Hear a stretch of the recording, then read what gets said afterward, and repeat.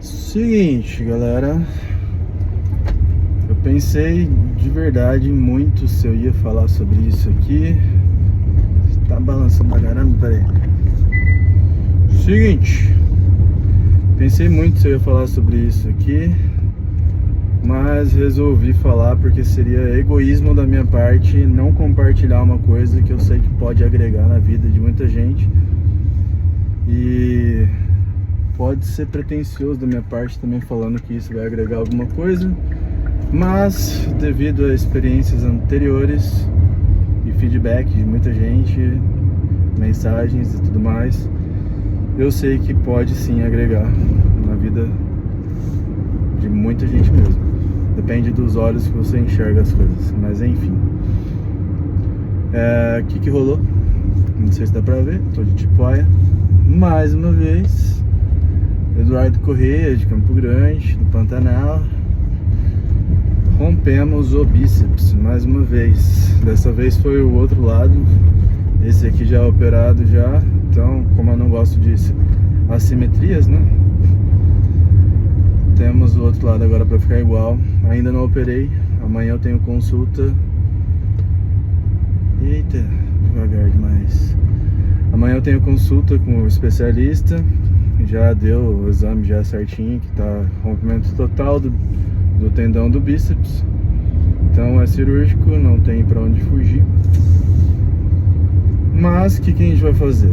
Vamos passar mais uma vez por isso. Então resolvi que dessa vez eu vou relatar pra geral todas as outras cirurgias, lesões e tudo mais que eu já tive. Nunca falei nada, não em tempo real pelo menos, eu só mencionei em alguns cantos depois, para algumas pessoas, depois de já ter passado por tudo praticamente.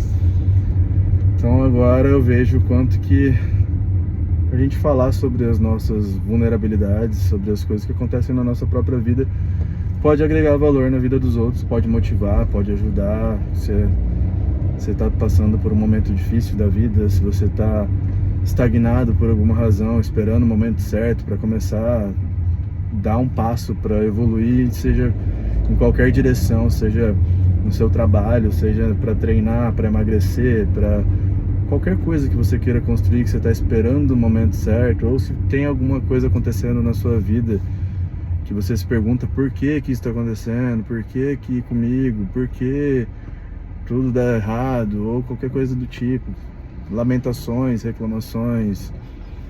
Cara, eu tenho a minha filosofia de vida, a minha espiritualidade, e eu acredito que tudo tem um porquê, mas nesse caso a pergunta não deve ser o porquê, e sim o pra quê. Então eu penso que sempre que acontece alguma coisa que tem algum BO na nossa vida, é pra quê?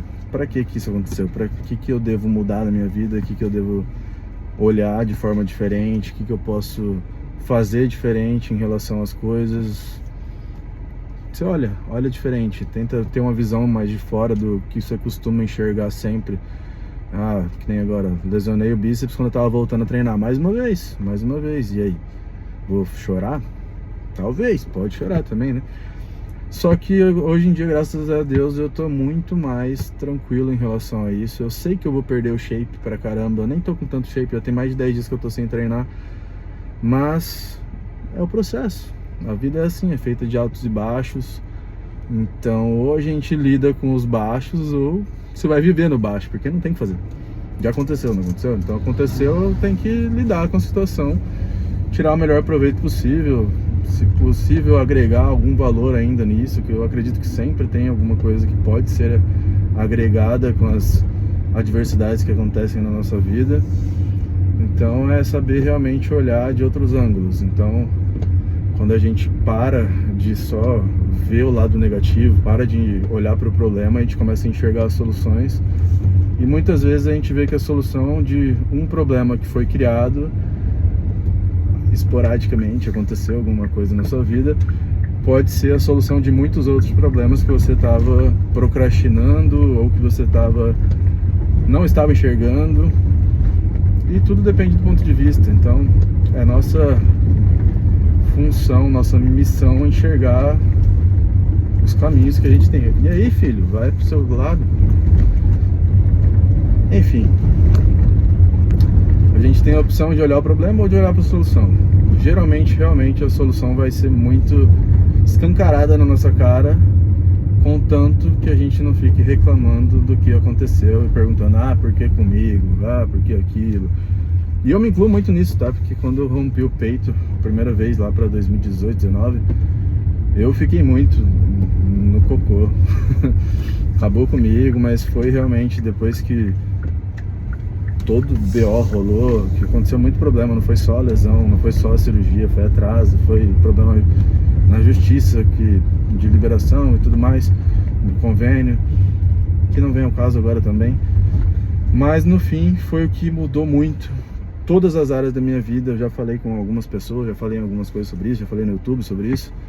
Mas foi a pior / melhor coisa que aconteceu, uma das piores / melhores coisas que aconteceram na minha vida, que mudou completamente meu jeito de enxergar o mundo, que fez eu ter essa visão que eu tenho hoje, estudar tudo que eu estudo hoje, ter uma mentalidade como eu busco sempre trabalhar, e é o que eu quero passar aqui para vocês, para agregar.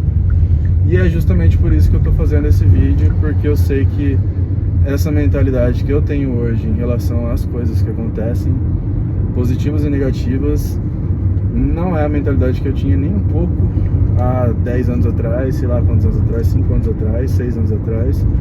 E a construção, a gente vai ter momentos bem complicados, até quando a gente tem a mentalidade boa. Então não é pra ensinar a ter uma mentalidade inabalável, que isso eu não acredito que exista.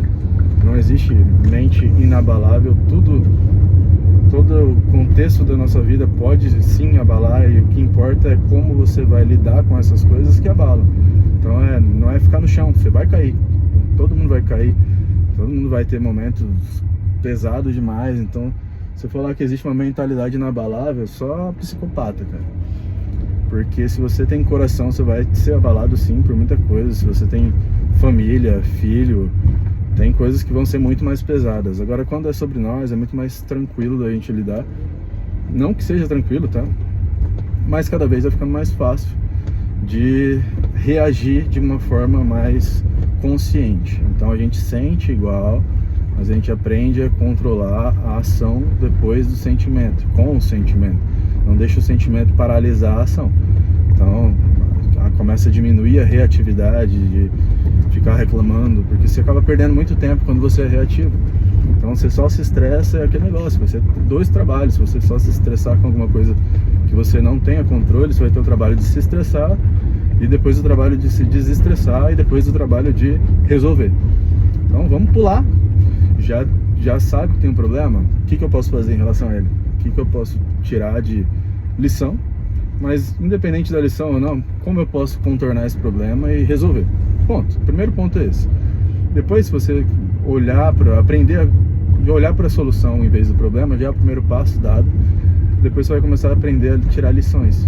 É o que a gente sempre busca fazer, para errar o mínimo possível. Então, e passar pelas próximas adversidades da forma mais tranquila possível, dentro das possibilidades, e sofrer o mínimo possível, né? Então a gente tem que aproveitar o caminho, que é literalmente o que os estoicos falam: o obstáculo é o caminho. Então, se cada pedra no nosso caminho parar a nossa vida, a gente não vai viver, porque sempre vai ter uma pedra ou outra ali cutucando, mas elas se tornam o caminho. Então elas servem para fortalecer, para fazer um aprendizado, para realmente transformar o nosso ser.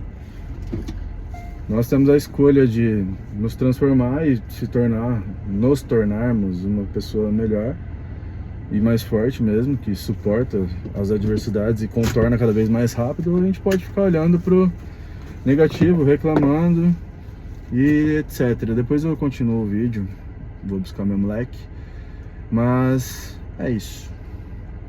Depois vamos falar sobre outras coisas. Tô de regata porque tá difícil de pôr camisa, e também porque eu estava gravando outro vídeo pros Reels, para fazer um Reels, que vai ser vai ser massa. Eu vou fazer um novo jeito de fazer vídeo, e eu quero expor mesmo o físico indo embora. Então realmente uma das intenções de estar de regata hoje, tô sem shape também, já tô magro, tô sem treinar, comendo mal pra caramba. Mas já tem mais de 10 dias que eu rompi o peito, 10 dias, sei lá. O peito não, o bíceps. E o físico vai embora, cara. O que eu posso fazer? Eu vou falar o que eu vou fazer, mas eu vou focar mais do que eu tava focado antes de acontecer. Então não vou só abandonar o barco, não vou ficar chorando por conta disso. Vão ter momentos difíceis, vai ter dia que eu vou ficar abalado, com certeza. Ninguém quer perder o físico, ainda mais com anos de construção. Tanto que eu não tô fazendo tanta coisa e mantenho um físico razoável, porque eu mantenho fazendo uma consolidação. Vou treinar, como bem, relativamente bem, dentro da minha rotina. Mas eu tenho controle sobre isso. Então agora que eu não vou ter controle sobre outras coisas, eu vou controlar o que eu posso. E dentro do que eu posso, eu sei que mesmo assim eu vou perder muito. Só que eu vou segurar ao máximo para depois eu não ter uma dificuldade tão grande de recuperar.